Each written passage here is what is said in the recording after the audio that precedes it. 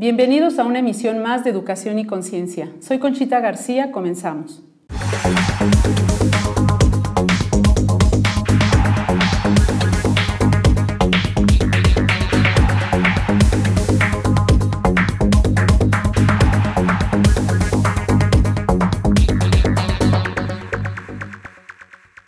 Con el gusto de estar con ustedes, hoy en el programa de Educación y Conciencia hablaremos de un tema muy importante que es el alumno como protagonista del proceso de enseñanza-aprendizaje.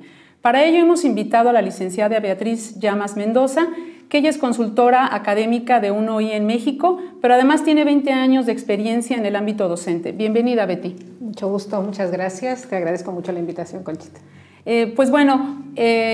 Antes de iniciar quisiéramos mandar un saludo a todo el auditorio que nos ve a través de ESNE y estamos transmitiendo aquí desde el Colegio Fray Luis de León en Querétaro, México. Entonces un saludo para todos ellos. Y Betty, vamos a empezar con este tema que es precisamente que el alumno sea protagonista del proceso de enseñanza-aprendizaje. ¿Qué quiere decir esto, Betty? Bueno, si nos remontamos un poquito a esta terminología del proceso de enseñanza-aprendizaje, pues nos podemos ir hasta el siglo XVII con Comenio. Él deduce que el alumno debe ser el centro de la escuela, ¿no? Del proceso de esta enseñanza-aprendizaje. No lo define como tal proceso de enseñanza-aprendizaje, pero el centro de atención dentro de la escuela. Y de ahí, bueno, pues nos vamos a través de los siglos en la educación. Y a partir de los 70s, digamos que la didáctica tradicional empieza a sufrir cambios, pues es donde vemos que en esa triada que le llamamos del proceso de enseñanza-aprendizaje, donde el docente, el discente y los contenidos educativos pues juegan un papel importante. En la época en que yo estudié hace muchos años, 60, 70, pues en la pirámide de esa triada pues se encontraban el docente, ¿no? Y pues abajo estábamos los alumnos y los contenidos educativos. Entonces, pues, ¿qué pasaba? Que el alumno era un receptor pasivo. No podíamos avanzar en ese proceso de ser protagonista dentro de ese proceso. Vienen los cambios, la escuela nueva, la escuela activa, y entonces se ve que el alumno debe ser gestor de su propio conocimiento. Entonces, esto quiere decir que el alumno tiene que construir su propio aprendizaje. Exactamente. En el momento en que la autogestión pasa a ser un proceso autodirectivo, en ese momento el alumno transforma esas habilidades mentales en destrezas académicas. Y entonces a partir de ser gestor del conocimiento, pues aprendemos a través de experiencias, de compartirlas, de vivirlas y de pues pasar a interpretarlas. Y a partir de eso, pues pasamos a que el alumno tiene que ser pues parte relevante en buscador de información, en ser lector crítico, en esa parte donde se vuelve una pertinencia, una veracidad, esa búsqueda de la información que tiene el alumno que llevar a cabo, ¿no? O sea, le implica a él interesarse en lo que va a aprender. Exactamente, y eso parte pues de generar esa motivación por parte del docente. El docente, su actividad debe de ser crear precisamente actividades donde el alumno sea pues el protagonista activo y generador de ese conocimiento. Hay por ahí una definición de educación, dicen que existen más de 180 definiciones de educación, y hay una que a mí me gusta mucho de Víctor García, que es un pedagogo español, que dice que la educación es el perfeccionamiento voluntario e intencional de las potencias específicamente humanas. ¿Y qué nos dice esto? Bueno, las potencias específicamente humanas, inteligencia, voluntad, y de ahí querer el bien. Y entonces, a partir de esos valores que tenemos que hacer vivir a los chicos, pero a través de esa vivencia en el salón de clases, donde el alumno pues debe de ser el 70% quien lleva a cabo esa impartición, digamos, de la enseñanza, pero a la vez del aprendizaje. Y el aprendizaje, pues debe de ser una construcción donde de verdad el alumno sea el que está generando, el que está actuando, el que está viviendo ese conocimiento, porque son experiencias de vida las que luego va a vivir. Entonces ahí la actitud del docente tiene que ser diferente a la de hoy, ¿no? Porque Tú bien lo decías, cuando nosotros estudiamos, bueno, pues éramos muy pasivos, ¿no? Recibíamos toda la información del maestro, después la teníamos que poner en un examen y entonces pues ya era nuestra calificación, ¿no? Estaba mucho basado en la memoria, ¿no? Pero si ahora tiene que ser el alumno activo, pareciera que el maestro en la clase pues va a estar como con menos trabajo. ¿Pero qué le implica en esa actitud, o sea, al docente? ¿Cómo cambiarla? ¿Cómo Claro, hacerlo? creo que todo debe de partir de la humildad del docente. Siempre hemos sido pues quien da cátedra, ¿no? Esa expresión de Magister Dixit, Sí. siempre Sí. el docente, son verdades incuestionables las que el docente da hacia los alumnos. Entonces, a partir de esa humildad que debemos retomar los docentes para poder acompañar al alumno en ese proceso, pues debe de trabajarse mucho la inteligencia emocional, ese desarrollo de habilidades de empatía, ¿sí? Muchas veces, bueno, no tenemos mucha química con algún alumno y entonces pues ni siquiera le damos el espacio suficiente. Esa habilidad para relacionarnos con los demás, generar ese autoconcepto, la automotivación. En el momento en que nosotros trabajamos la motivación, pues la tenemos que generar en los niños partiendo de esta descripción de la educación, de que debe de ser pues voluntaria e intencional. ¿Cómo va a ser voluntaria? Pues a través de la motivación. El chico en primaria, en kinder, pues no vamos a poder decir que está motivado ni sabe que debe de, pero esa es la labor del maestro, ¿no? A partir de una humildad. O sea, una humildad para poder aceptar este cambio, ¿no? Que creo que es muy radical, porque de ser como el protagonista, el maestro, pues ahora tiene que pasarle la estafeta al alumno, ¿no? Y creo que ahí algo que tú mencionas que se me hace muy interesante en esto de la humildad, no es que pierda como que esa autoridad intelectual, ¿no? El maestro sigue sabiendo, e incluso se podría pensar que trabajaría menos, pero no es así, ¿no? Tendría que trabajar más, porque tendría que precisamente a la hora de preparar esa clase. Exacto. En esa actividad a lo que se refiere el aprendizaje, el maestro debe de tener toda la información posible a su alcance. ¿Por qué? El alumno tiene a un clic, decimos ya, a un clic el conocimiento. No es que vayamos a darle cosas que no sabe. Si el niño le generamos esa inquietud, decía un maestro, cuando acabes tú por generar amor al conocimiento, ya la hiciste, no se necesita nada más.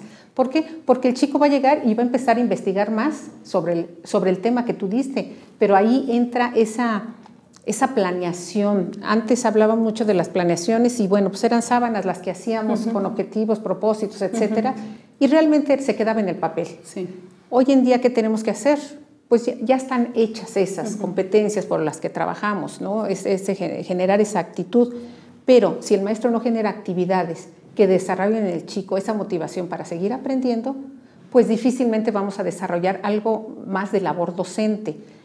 La información que el chico encuentre debe de estar pues guiada por el maestro. ¿Para qué? Para que el chico tenga, pues a lo que mencionaba yo, lo de ser lectores críticos y darle pertinencia, relevancia a la información que están encontrando. ¿Para qué? Para poder de ahí salir al mundo y poder.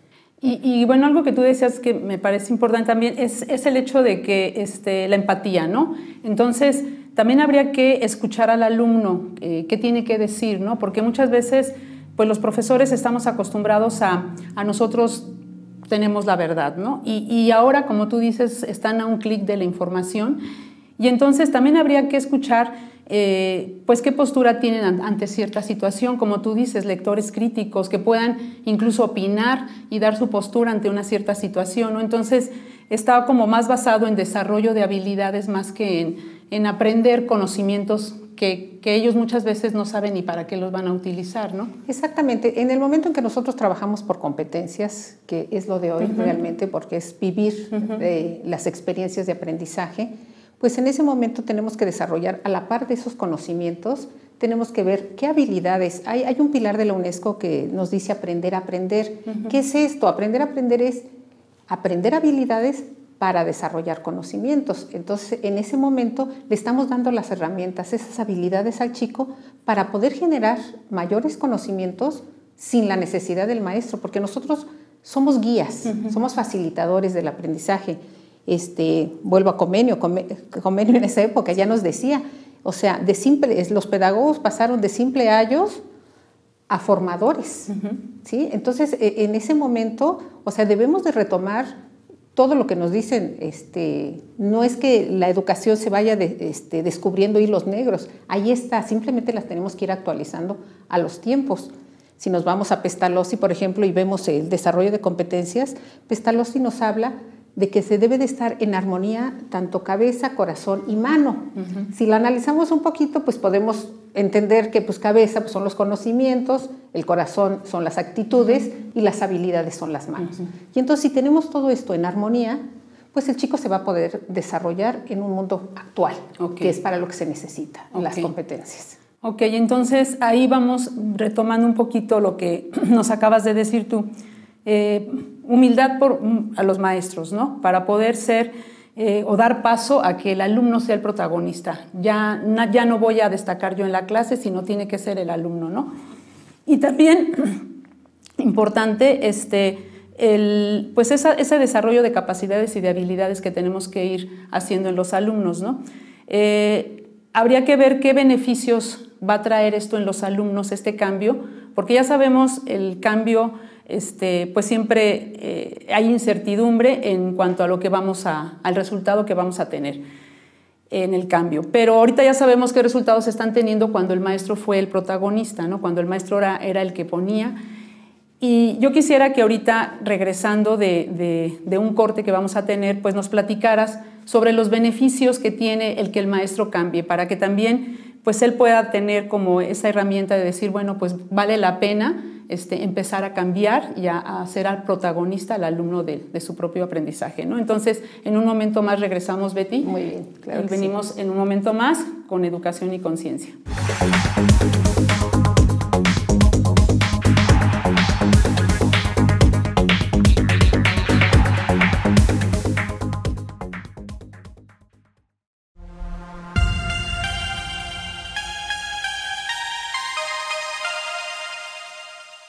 Soy Enrique Ayar de los Agustinos Recoletos, me da mucho gusto saludarles.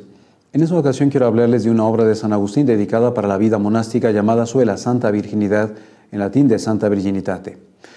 En esta obra San Agustín aborda el tema de la vida religiosa, pero desde la perspectiva de la Santísima Virgen María.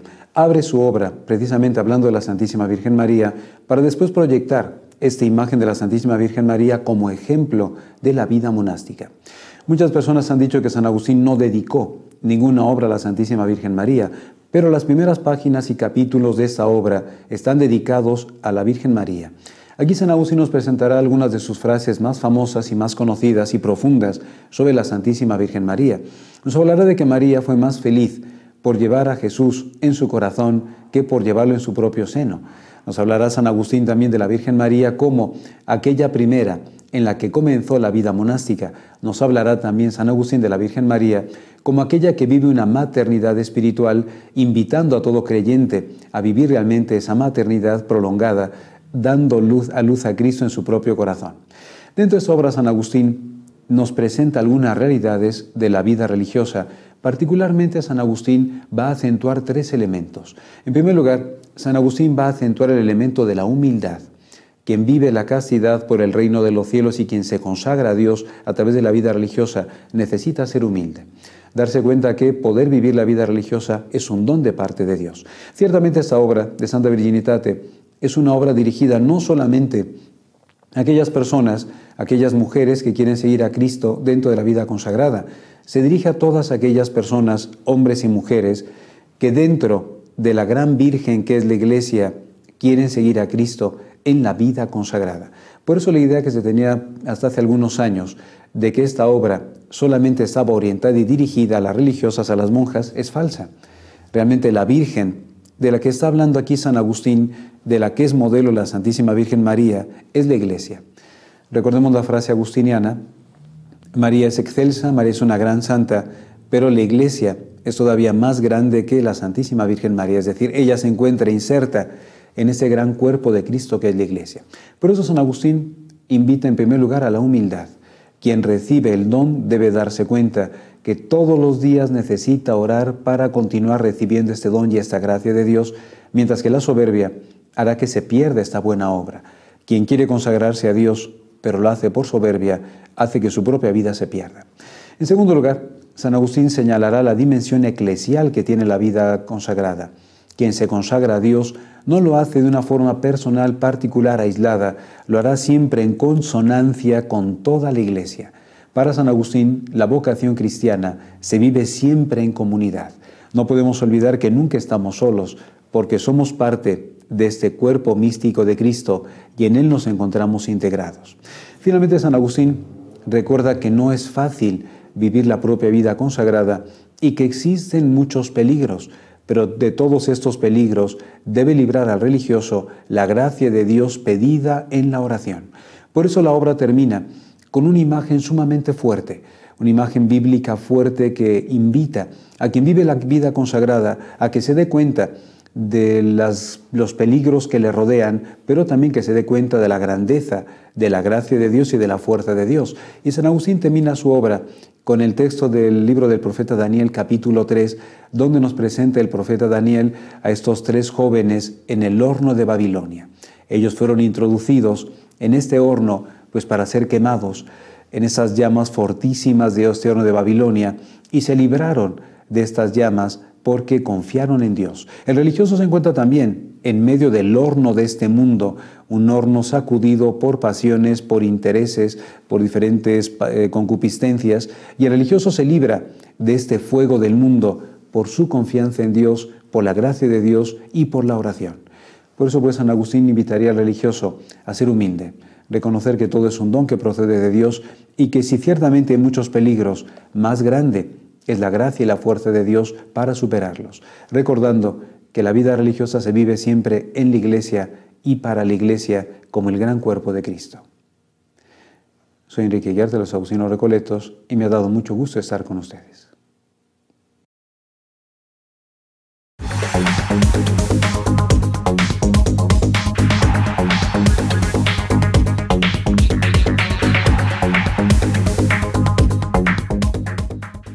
Regresamos aquí a su programa de Educación y Conciencia y estábamos con el tema del alumno como protagonista del proceso de enseñanza-aprendizaje. Y retomamos el tema de los beneficios que tiene que el alumno sea protagonista de este proceso. Claro. Bueno, el alumno, ¿por qué debe de ser protagonista? Porque el mundo actual está conformado para eso. El alumno llega de la calle, por así decirlo, y la escuela no se ha transformado. Seguimos teniendo los mismos salones, las mismas actividades y el mundo real es otro afuera. Y entonces el chico, a la hora que no está viviendo lo que se vive en la realidad, que es afuera, entonces no está teniendo un beneficio ni tiene las herramientas necesarias, esas habilidades para tener esas destrezas académicas que lo van a llevar a tener éxito en el mundo laboral, en la vida. O sea, enseñamos a los niños con experiencias de vida, que las vivan de acuerdo a los temas que estamos tratando, pero que los vivan de acuerdo a lo que van a vivir en su vida laboral y en su vida personal. El maestro debe de tener esto muy presente porque en ese momento en que el maestro se cierra y vuelve a ser el protagonista, el alumno se evade. Sabemos que los chicos les empezamos a hablar, a los 5 minutos los perdemos. Ajá. Entonces, los necesitamos meter dentro de ese proceso ¿para qué? Para que el chico pueda visualizar toda esta parte y pueda llegar a decir, ok, esto es lo que yo quiero y esto es lo que voy a hacer. Y entonces en ese momento pareciera que el maestro le cede, digamos, la batuta de la enseñanza, ¿no? Es del aprendizaje, claro, la batuta que le está pasando al chico. Y en ese momento él se vuelve, lo que decíamos al inicio, autogestor de su propio conocimiento. Fíjate que yo entrevisté a un alumno de preparatoria y le preguntaba, ¿no?, que si tenía clases aburridas y me decía que sí. Y le decía, bueno, no me digas cuáles para que no te metas en problemas, pero ¿qué sugerencia les darías, no? Y él precisamente decía esto que tú comentas, decía, es que si nos dieran cosas que son de la vida, que nos van a servir para lo que estamos allá afuera, sería más interesante porque les veríamos una utilidad, ¿no? Si me están enseñando, por decir algo, historia, ¿no? Entonces digo que no haya mencionado esta materia, pero ahorita se me ocurre la de historia. Bueno, pues sí es importante saber nuestras raíces y saber todo esto, ¿no? Pero a lo mejor, más que aprendernos datos e información, es que pues pudieran ellos decir, bueno, ¿cuál sería tu postura ante este movimiento? ¿Cómo reaccionaron estas otras personas? ¿Crees tú que eso fue la mejor solución? ¿O qué otra solución hubieran podido dar? O sea, que pudieran ellos tener como esa crítica hacia lo que ya pasó para lo que viene, ¿no? Porque finalmente, pues nuestra historia, dicen que tenemos mala memoria, ¿no? Porque pues repetimos continuamente los mismos errores, ¿no? Entonces, a lo mejor analizar una situación de que se haya vivido en México en años anteriores, pues le puede dar al alumno como decir, bueno, si esto pasó y estos fueron los resultados, pues a lo mejor podemos hacer esto ahora, ¿no? Entonces, él hablaba mucho de eso, denos cosas que nos sean de utilidad, para que nosotros nos podamos interesar en la clase, ¿no? Porque si no, entonces se vuelve muy aburrida. Exactamente, porque no los enseñamos a pensar, que ese es el meollo de la educación, o sea, enseñarlos a pensar. ¿Cómo los enseñamos a pensar? Pues dándoles temas de acorde a la realidad que estamos viendo, utilizando el pasado, para eso es la historia, claro. Que la mencionabas, o sea, para entender el presente, la historia es para entender el presente, y a la hora que entendemos el presente nos podemos mover en esa dinámica. Pasando a la realidad de hoy en día, la tecnología, por ejemplo, muchos maestros le tienen mucho miedo a la tecnología, pero es por desconocimiento. ¿Por qué? Porque ni nos educaron de esa forma, ni nos enseñaron a educar en esa forma, y ya hemos enseñado muchos años de determinada forma. Entonces, pues ese cambio realmente es difícil de llevarlo a cabo. Pero si analizamos un poquito lo que es tecnología, pues tecnología son herramientas, herramientas que nos ayudan a ese proceso. Y entonces necesitamos estar actualizados. ¿Por qué? Porque los chicos traspasan la puerta del colegio, simplemente se suben al coche y pues tienen hasta pantallas, tienen el teléfono, el iPad, o sea, tienen todas las herramientas para vivir en este mundo actual y utilizarlas para eso. O sea, el alumno respeta al profesor en tanto cuanto sabe que está actualizado en el medio en que él se desarrolla.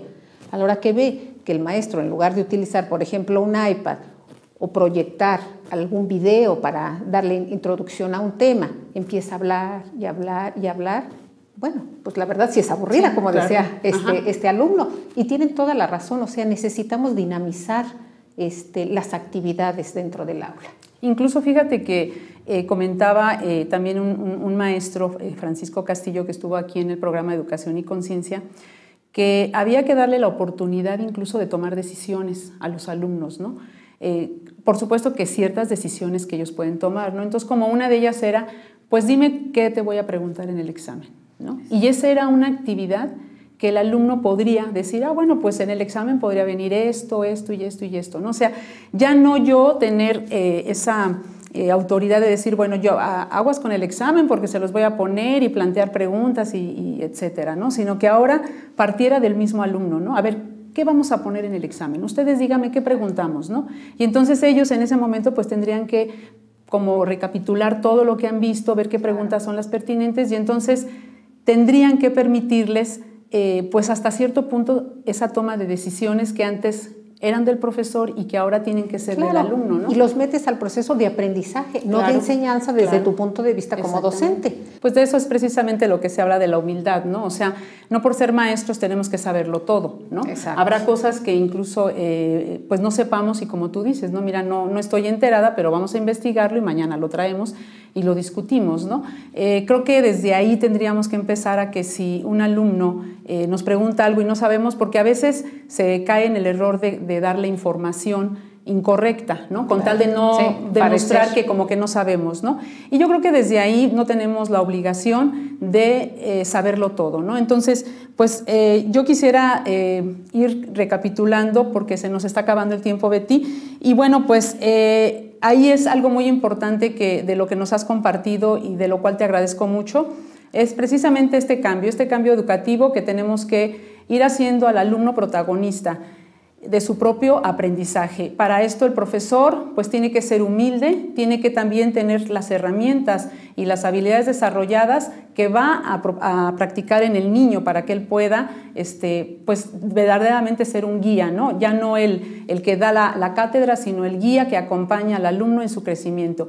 Y ojalá que pues todo esto que hemos platicado de cómo cambiar la clase, cómo empezar a hacer estos cambios poco a poco, pues haya servido a todos el auditorio que está ahorita, si hay profesores, si hay directivos, ¿no? Si hay padres de familia que también comprendan que la educación está cambiando y que si de repente no hay un examen, pues tampoco va a pasar nada, ni quiere decir que la escuela está mal, sino que la escuela está cambiando porque necesitamos ese cambio educativo, ¿no? Entonces, sí les pedimos que lo reflexionen, que lo piensen y ojalá que todo esto que platicamos, Betty, que nos has compartido, les sea de utilidad. Pues yo te agradezco mucho la invitación que hayas aceptado y bueno, pues regresamos para la próxima semana en otra emisión más de Educación y Conciencia y un saludo muy especial a todo el auditorio